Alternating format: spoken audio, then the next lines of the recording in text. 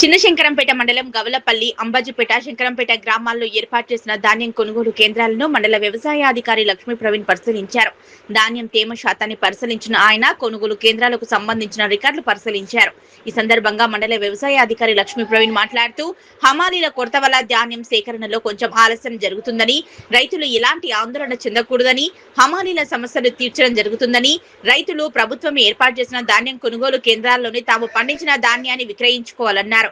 విక్రయించిన ధాన్యానికి సంబంధించి వెంటనే ట్యాబ్లలో నమోదు చేయించి వారికి డబ్బులు త్వరగా వచ్చే విధంగా కృషి చేయడం జరుగుతుందన్నారు.